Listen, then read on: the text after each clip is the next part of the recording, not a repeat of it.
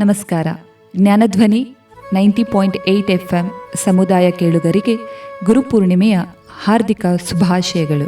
ಓಂ ಶ್ರೀ ಗುರುಭ್ಯೋ ನಮಃ. ಅಜ್ಞಾನದ ಕತ್ತಲೆಯನ್ನು ಸರಿಸಿ ಜ್ಞಾನದ ಚಕ್ಷುವನ್ನು ಜಾಗೃತಗೊಳಿಸುವ ಸಕಲ ಚರಾಚರ ಸೃಷ್ಟಿಯ ದಿವ್ಯ ಚೇತನಕ್ಕೆ ಭಕ್ತಿಪೂರ್ವಕ ಪ್ರಣಾಮಗಳು. ನಮ್ಮ ಹೆಮ್ಮೆಯ ರೇಡಿಯೋ ವಾಹಿನಿಯ ಶ್ರೋತೃ ಬಾಂಧವರಿಗೂ ಈ ಪವಿತ್ರ ಆಷಾಢ ಪೂರ್ಣಿಮೆಯ ಶುಭೋದಯಗಳು. ಇಂದು ಭಾರತೀಯ ಸನಾತನ ಪರಂಪರೆಯ ಅತ್ಯಂತ ಶ್ರೇಷ್ಠ, ದಿವ್ಯ ಹಾಗೂ ಮಂಗಲಮಯವಾದ ಹಬ್ಬ ಗುರುಪೂರ್ಣಿಮೆ. ನಮ್ಮ ಉಪನಿಷತ್ತುಗಳು, ಬ್ರಹ್ಮಸೂತ್ರಗಳು ಹಾಗೂ ಮಹಾಪುರಾಣಗಳು ಗುರುವಿನ ಮಹಿಮೆಯನ್ನು ಕೇವಲ ಅಕ್ಷರ ಕಲಿಸುವ ಶಿಕ್ಷಕನ ರೂಪದಲ್ಲಷ್ಟೇ ನೋಡಿಲ್ಲ, ಬದಲಿಗೆ ಗುರುವನ್ನೇ ಸಾಕ್ಷಾತ್ ಪರಬ್ರಹ್ಮನೆಂದು ಆರಾಧಿಸಿವೆ. ಇಂದಿನ ಈ ವಿಶೇಷ ಸತ್ಸಂಗ ಲಹರಿಯಲ್ಲಿ ನಾವು ಗುರುವಿನ ಮಹತ್ವ, ನಮ್ಮ ಸನಾತನ ಗುರು ಶಿಷ್ಯ ಪರಂಪರೆ ಮತ್ತು ವೇದವ್ಯಾಸ ಮಹರ್ಷಿಗಳ ಅಪಾರ ಕೊಡುಗೆಯ ಕುರಿತು ಶಾಸ್ತ್ರೋಕ್ತವಾಗಿ ಅತ್ಯಂತ ಶ್ರದ್ಧೆಯಿಂದ ಚಿಂತನೆ ನಡೆಸಲಿದ್ದೇವೆ. ಅಜ್ಞಾನತಿಮಿರಾಂಧಸ್ಯ ಜ್ಞಾನಾಂಜನ ಶಲಕಾಯ ಚಕ್ಷುರನ್ಮಿಲಿತಂ ಏನ ತಸ್ಮೈ ಶ್ರೀ ಗುರುವೇ ನಮಃ. ಗುರುಬ್ರಹ್ಮ ಗುರುರ್ವಿಷ್ಣು ಗುರುದೇವೋ ಮಹೇಶ್ವರಃ ಗುರು ಸಾಕ್ಷಾತ್ ಪರಬ್ರಹ್ಮ ತಸ್ಮೈ ಶ್ರೀ ಗುರುವೇ ನಮಃ. ಯಾರ ಕೃಪಾಕಟಾಕ್ಷದಿಂದ ನಮ್ಮ ಕಣ್ಣಿಗೆ ಜ್ಞಾನವೆಂಬ ಅಂಜನವನ್ನು ಹಚ್ಚಿ ಭವಸಾಗರದ ಅಜ್ಞಾನದ ಕತ್ತಲೆಯನ್ನು ಸರಿಸಲಾಗುತ್ತದೆಯೋ ಅಂತಹ ಸದ್ಗುರುವಿನ ಪಾದಪದ್ಮಗಳಿಗೆ ಶಿರಬಾಗುವ ಸುದಿನವಿದು. ಗು ಎಂದರೆ ಅಂಧಕಾರ ಅಥವಾ ಕತ್ತಲೆ, ರು ಎಂದರೆ ನಿವಾರಿಸುವ ಬೆಳಕು. ಅಂತರಂಗದ ಕತ್ತಲೆಯನ್ನು ಸರಿಸಿ ಪ್ರಕಾಶವನ್ನು ತುಂಬುವವನೇ ಗುರು. ಶ್ರೋತೃ ಬಾಂಧವರೇ, ಈ ಮಹಾಪೂರ್ಣಿಮೆಯನ್ನು ನಾವು ವ್ಯಾಸಪೂರ್ಣಿಮೆಯೆಂದೂ ಅತ್ಯಂತ ಶ್ರದ್ಧೆಯಿಂದ ಕರೆಯುತ್ತೇವೆ. ಸನಾತನ ಧರ್ಮದ ಜ್ಞಾನದ ತಳಹದಿಯೇ ಮಹರ್ಷಿ ವೇದವ್ಯಾಸರು. ಸಾಕ್ಷಾತ್ ಮಹಾವಿಷ್ಣುವಿನ ಅಂಶ ಸಂಭೂತರಾದ ಪರಾಶರ ಮುನಿಗಳು ಮತ್ತು ಸತ್ಯವತಿಯ ಗರ್ಭ ಸಂಜಾತರಾದ ಕೃಷ್ಣದ್ವೈಪಾಯನ ವೇದವ್ಯಾಸರು ಅವತರಿಸಿದ ಪರಮಪಾವನ ದಿನವೇ ಈ ಆಷಾಢ ಪೂರ್ಣಿಮೆ. ಮಾನವ ಕುಲದ ಕಲ್ಯಾಣಕ್ಕಾಗಿ ವ್ಯಾಸ ಮಹರ್ಷಿಗಳು ಮಾಡಿದ ಉಪಕಾರವನ್ನು ಜಗತ್ತು ಎಂದಿಗೂ ಮರೆಯಲು ಸಾಧ್ಯವಿಲ್ಲ. ಅನಂತವಾಗಿದ್ದ ಸಾಮಾನ್ಯ ಮಾನವನ ಬುದ್ಧಿಶಕ್ತಿಗೆ ನಿಲುಕದಂತಿದ್ದ ಮಹಾನ್ ವೇದರಾಶಿಯನ್ನು ಋಗ್ವೇದ, ಯಜುರ್ವೇದ, ಸಾಮವೇದ ಮತ್ತು ಅಥರ್ವ ವೇದವೆಂದು 4 ಭಾಗಗಳಾಗಿ ವಿಂಗಡಿಸಿದ ಮಹಾತ್ಮರು ವೇದವ್ಯಾಸರು. ವೇದಗಳನ್ನು ವ್ಯಾಸ ಅಥವಾ ವಿಂಗಡಣೆ ಮಾಡಿದ್ದರಿಂದಲೇ ಅವರಿಗೆ ವೇದವ್ಯಾಸ ಎಂಬ ನಾಮಧೇಯ ಬಂದಿತು. ಅಷ್ಟೇ ಅಲ್ಲ, ವೇದಗಳ ನಿಗೂಢ ತತ್ವಗಳು ಸಾಮಾನ್ಯ ಪಾಮರರಿಗೂ ಅರ್ಥವಾಗಲಿ ಎಂಬ ಕರುಣೆಯಿಂದ ಅವರು ಪಂಚಮ ವೇದವೆಂದೇ ಕರೆಯಲ್ಪಡುವ ಅಪ್ರತಿಮ ಇತಿಹಾಸ ಮಹಾಭಾರತ ಮಹಾಕಾವ್ಯವನ್ನು ರಚಿಸಿದರು. ಮಾನವನ ಅಂತರಂಗವನ್ನು ಶುದ್ಧಿಗೊಳಿಸುವ 18 ಮಹಾಪುರಾಣಗಳನ್ನು, ಉಪನಿಷತ್ತುಗಳ ಸಾರಸರ್ವಸ್ವವಾದ ಬ್ರಹ್ಮಸೂತ್ರಗಳನ್ನು ಲೋಕಕ್ಕೆ ಕರುಣಿಸಿದ ಜಗದ್ಗುರು ಅವರು. ನಮ್ಮ ಶಾಸ್ತ್ರಗಳು ಹೆಮ್ಮೆಯಿಂದ ಸಾರುತ್ತವೆ, ವ್ಯಾಸೋಚ್ಚಿಷ್ಟಂ ಜಗತ್ಸ್ವರ್ವಂ ಎಂದು.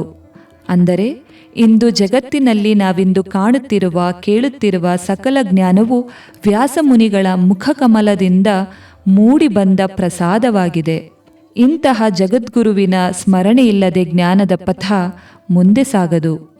ಅದಕ್ಕಾಗಿಯೇ ಇಂದು ಸಮಸ್ತ ಮಠಾಧೀಶರು, ಯತಿರ್ವರ್ಯರು ಅತ್ಯಂತ ನಿಯಮಬದ್ಧವಾಗಿ ವ್ಯಾಸಪೂಜೆಯನ್ನು ನೆರವೇರಿಸಿ ತಮ್ಮ ಚಾತುರ್ಮಾಸ ವ್ರತವನ್ನು ಆಚರಣೆ ಮಾಡುತ್ತಾ ಬಂದಿದ್ದಾರೆ.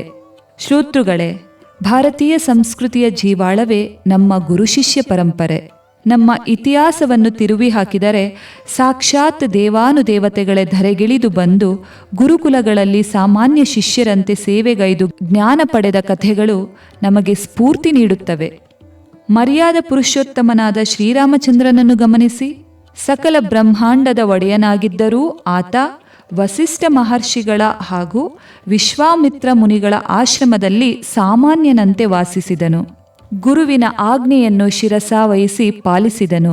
ಅದಕ್ಕಾಗಿಯೇ ವಸಿಷ್ಠರು ರಾಮನಿಗೆ ಬೋಧಿಸಿದ ಜ್ಞಾನವು ಇಂದಿಗೂ ಯೋಗವಾಸಿಷ್ಠ ಎಂಬ ಮಹಾನ್ ಗ್ರಂಥವಾಗಿ ನಮಗೆ ಮಾರ್ಗದರ್ಶನ ನೀಡುತ್ತಿವೆ. ಇನ್ನು ದ್ವಾಪರ ಯುಗದ ಲೀಲಾಮಾನುಷ ವಿಗ್ರಹ ಶ್ರೀ ಕೃಷ್ಣ ಪರಮಾತ್ಮನ ಉದಾಹರಣೆ ನಮ್ಮ ಮುಂದಿದೆ. 64 ಕಲೆಗಳ ಅಧಿಪತಿಯಾದ ಕೃಷ್ಣ ಮತ್ತು ಬಲರಾಮರು ಸಾಂದೀಪನಿ ಮಹರ್ಷಿಗಳ ಆಶ್ರಮಕ್ಕೆ ತೆರಳಿ ಅಲ್ಲಿ ದನಕರುಗಳನ್ನು ಮೇಯಿಸಿ ಕಾಡಿನಿಂದ ಕಟ್ಟಿಗೆಗಳನ್ನು ಹೊತ್ತು ತಂದು ಗುರುಸೇವೆ ಮಾಡಿದರು. ಕೇವಲ 64 ದಿನಗಳಲ್ಲಿ ಸಕಲ ವಿದ್ಯೆಗಳನ್ನೂ ಕರಗತ ಮಾಡಿಕೊಂಡರು. ಭಗವದ್ಗೀತೆಯಂತಹ ಮಹಾನ್ ಜ್ಞಾನವನ್ನು ಜಗತ್ತಿಗೆ ಬೋಧಿಸಿದ ಕೃಷ್ಣನೂ ಕೂಡ ಗುರುವಿನ ಮುಂದೆ ತಲೆಬಾಗಿ ನಿಂತಿದ್ದ ಎನ್ನುವುದೇ ಗುರುಪರಂಪರೆಯ ಶ್ರೇಷ್ಠತೆ. ಸ್ಮರಿಸು ಗುರುಗಳ ಮನವೇ, ಸ್ಮರಿಸು ಗುರುಗಳ, ಸ್ಮರಿಸು ಗುರುಗಳ ಮನವೇ, ಸ್ಮರಿಸು ಗುರುಗಳ, ಸ್ಮರಿಸು ಗುರುಗಳ ನಿನಗೆ ಪರಮ ಮಂಗಳ. ದುರಿತ ಪರ್ವತಕ್ಕೆ ಪವಿಯೆಂದು ತಿಳಿದು ಸ್ಮರಿಸು ಗುರುಗಳ ಮನವೇ, ಸ್ಮರಿಸು ಗುರುಗಳ. ಪುರಗ ವೃಶ್ಚಿಕ ವ್ಯಾಘ್ರ ಅರಸು ಚೋರಾಗ್ನಿ ಕರಿಗರಳ ಜ್ವರ ಮೊದಲಾದ ಭಯಗಳಿಂದ ಪೊರೆದು ಮಂಗಳವೀವ ನರ ಹರಿಯ ದಾಸರ ಚರಣ ಕಂಡೆನೋ ದುರಿತ ಪರಿಹಾರವಾಯಿತು. ಸ್ಮರಿಸು ಗುರುಗಳ ಮನವೇ, ಸ್ಮರಿಸು ಗುರುಗಳ. ಗುರುಭಕ್ತಿಗೆ ಅಪ್ರತಿಮ ಉದಾಹರಣೆಯಾಗಿ ನಿಲ್ಲುವವನು ಏಕಲವ್ಯ. ತನಗೆ ಪ್ರತ್ಯಕ್ಷವಾಗಿ ಧನುರ್ವಿದ್ಯೆ ಕಲಿಸದಿದ್ದರೂ ಗುರು ದ್ರೋಣಾಚಾರ್ಯರ ಮಣ್ಣಿನ ಮೂರ್ತಿಯನ್ನು ಪ್ರತಿಷ್ಠಾಪಿಸಿ ಅದನ್ನೇ ಪರಮದೈವವೆಂದು ನಂಬಿ ಜಗತ್ತಿನ ಶ್ರೇಷ್ಠ ಧನುರ್ಧರನಾದನು. ಗುರುದಕ್ಷಿಣೆಯಾಗಿ ಕೇಳಿದ ತಕ್ಷಣವೇ ತನ್ನ ಬಲಗೈ ಹೆಬ್ಬೆರಳನ್ನು ಕತ್ತರಿಸಿ ನೀಡಿದ ಆತನ ತ್ಯಾಗ ಗುರುವಿನ ಮೇಲಿಟ್ಟ ನಿಶ್ಚಲ ಭಕ್ತಿಗೆ ಸಾಕ್ಷಿಯಾಗಿದೆ. ಆದಿಶಂಕರಾಚಾರ್ಯರು ತಮ್ಮ ಗುರು ಅಷ್ಟಕಂ ಗ್ರಂಥದಲ್ಲಿ ಒಂದು ಅದ್ಭುತವಾದ ಎಚ್ಚರಿಕೆಯನ್ನು ನೀಡುತ್ತಾರೆ. ಮನಶ್ಚೇನ ಲಗ್ನಂ ಗುರುರೋರಂಘ್ರಿ ಪದ್ಮೆ ತತಃ ಕಿಂತತಃ ಕಿಂತತಃ ಕಿಂತತಃ ಕಿಂ. ಅಂದರೆ ನಿಮ್ಮ ಬಳಿ ಅಪಾರವಾದ ಸಂಪತ್ತಿರಬಹುದು, ಸುಂದರವಾದ ದೇಹವಿರಬಹುದು, ಕೀರ್ತಿ ಇರಬಹುದು, ಸಕಲ ಶಾಸ್ತ್ರಗಳ ಪಾಂಡಿತ್ಯವಿರಬಹುದು. ಆದರೆ ನಿಮ್ಮ ಮನಸ್ಸು ಗುರುವಿನ ಪಾದ ಪದ್ಮಗಳಲ್ಲಿ ಲೀನವಾಗದಿದ್ದರೆ ಆ ಸಕಲ ವೈಭವಗಳಿಂದ ಏನು ಪ್ರಯೋಜನ? ಏನು ಪ್ರಯೋಜನ? ಅದು ಶೂನ್ಯಕ್ಕೆ ಸಮಾನ ಎನ್ನುತ್ತಾರೆ ಶಂಕರಾಚಾರ್ಯರು. ಪ್ರೀತಿಯ ಶ್ರೋತೃಗಳೇ, ಇಂದಿನ 21ನೇ ಶತಮಾನದ ವೈಜ್ಞಾನಿಕ ಹಾಗೂ ತಾಂತ್ರಿಕ ಯುಗದಲ್ಲಿ ನಾವು ಬದುಕುತ್ತಿದ್ದೇವೆ. ಇವತ್ತು ನಮ್ಮ ಬೆರಳ ತುದಿಯಲ್ಲಿ ಸಕಲ ಮಾಹಿತಿಗಳೂ ಲಭ್ಯವಿದೆ. ಇಂಟರ್ನೆಟ್, ಗೂಗಲ್, ಕೃತಕ ಬುದ್ಧಿಮತ್ತೆ ನಮಗೆ ಎಲ್ಲವನ್ನೂ ನೀಡಬಲ್ಲವು. ಆದರೆ ಒಂದು ನೆನಪಿರಲಿ, ಮಾಹಿತಿ ಎನ್ನುವುದು ಜ್ಞಾನವಲ್ಲ. ಮಾಹಿತಿ ನಮಗೆ ತಂತ್ರಜ್ಞಾನವನ್ನು ಕಲಿಸಬಹುದು, ಆದರೆ ಬದುಕಬೇಕಾದ ಸಂಸ್ಕಾರವನ್ನು ಕಲಿಸಲು ಸಾಧ್ಯವಿಲ್ಲ. ಜೀವನದ ಧರ್ಮವನ್ನು ಬೋಧಿಸಲು ಸಾಧ್ಯವಿಲ್ಲ. ಯಂತ್ರಗಳು ಮಾಹಿತಿಯನ್ನು ನೀಡಬಲ್ಲವೇ ಹೊರತು ವಿವೇಕವನ್ನಲ್ಲ. ಆ ವಿವೇಕವನ್ನು, ಸತ್ಯ ಮತ್ತು ಅಸತ್ಯದ ನಡುವಿನ ವ್ಯತ್ಯಾಸವನ್ನು, ತತ್ವದ ಆಳವನ್ನು ಮನಗಾಣಿಸಲು ಒಬ್ಬ ಸಮರ್ಥ ಸದ್ಗುರುವಿನ ಮಾರ್ಗದರ್ಶನ ಇಂದಿಗೂ ಪ್ರತಿಯೊಬ್ಬ ಮಾನವನಿಗೂ ಅತ್ಯಂತ ಅನಿವಾರ್ಯವಾಗಿದೆ. ಗುರು ಇಲ್ಲದ ಬದುಕು ಚುಕ್ಕಾಣಿ ಇಲ್ಲದ ದೋಣಿಯಂತೆ ಸಾಗುತ್ತದೆ. ಭವಸಾಗರದ ಅಲೆಗಳಿಗೆ ಸಿಕ್ಕು ಕರಗಿ ಹೋಗುತ್ತದೆ. ನಮ್ಮ ದಾಸವರೇಣ್ಯರಾದ ಶ್ರೀ ಪುರಂದರದಾಸರು ಎಷ್ಟು ಮಾರ್ಮಿಕವಾಗಿ ಹಾಡಿದ್ದಾರೆ. ಗುರುವಿನ ಗುಲಾಮನಾಗುವ ತನಕ ದೊರೆಯದಣ್ಣ ಮುಕುತಿ.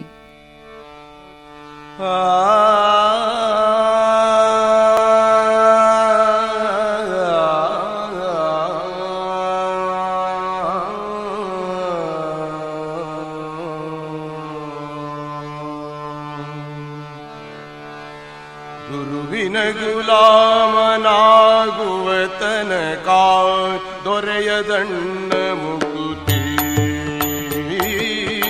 ಗುರುವಿನ ಗುಲಾಮನಾಗುವ ತನಕ ದೊರೆಯದಣ್ಣ ಮುಕುತಿ. ಪರಿ ಶಾಸ್ತ್ರವ ಓದಿದರೆ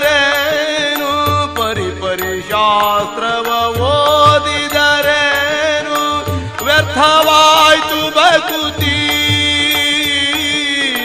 ವ್ಯರ್ಥವಾಯ್ತು ಬಕುತಿ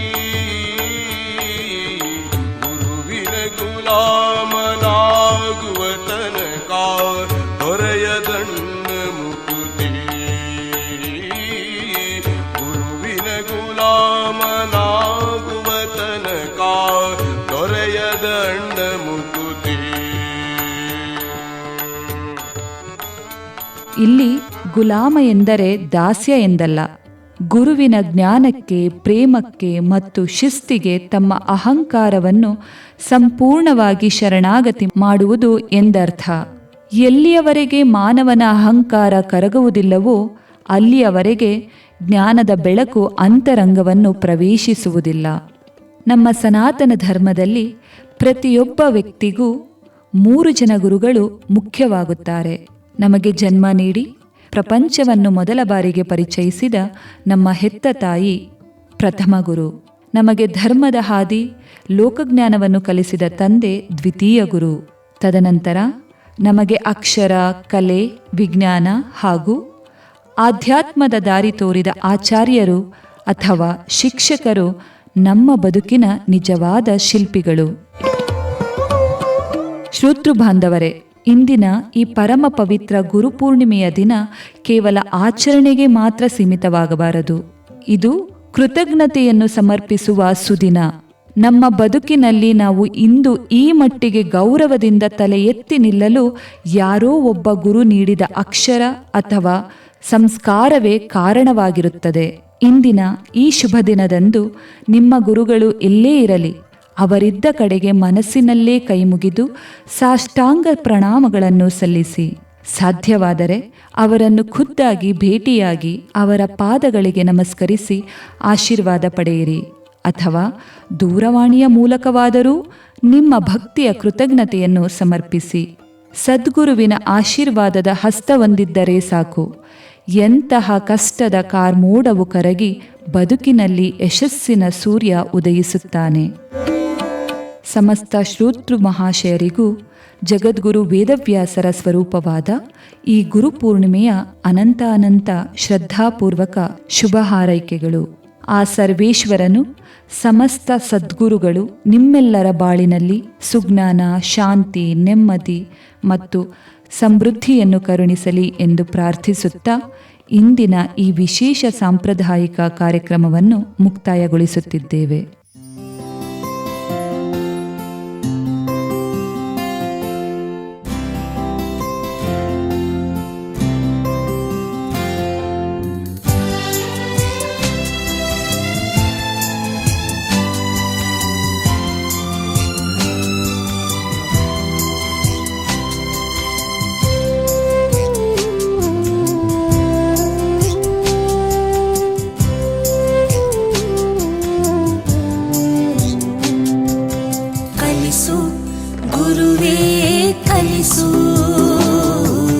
ಕಲಿಸು ಸದ್ಗುರುವೇ ನೀ ಕಲಿಸು,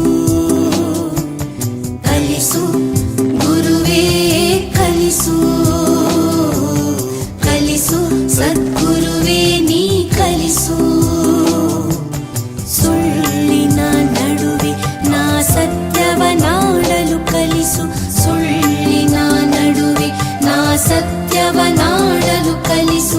ಸ್ವಾರ್ಥದ ನಡುವೆ ನಿಸ್ವಾರ್ಥಿಯಾಗಲು ಕಲಿಸು, ಸ್ವಾರ್ಥದ ನಡುವೆ ನಿಸ್ವಾರ್ಥಿಯಾಗಲು ಕಲಿಸು. ಅಂಜಿ ನಡೆವರ ನಡುವೆ ಧೀರನಾಗಲು ಕಲಿಸು, ಅಂಜಿ ನಡೆವರ ನಡುವೆ ಧೀರನಾಗಲು ಕಲಿಸು. ಧರೆಯ ದುಷ್ಟರ ನಡುವೆ ಜಾಣನಾಗಲು ಕಲಿಸು, ಕಲಿಸು ಗುರುವೇ ಕಲಿಸು, ಕಲಿಸು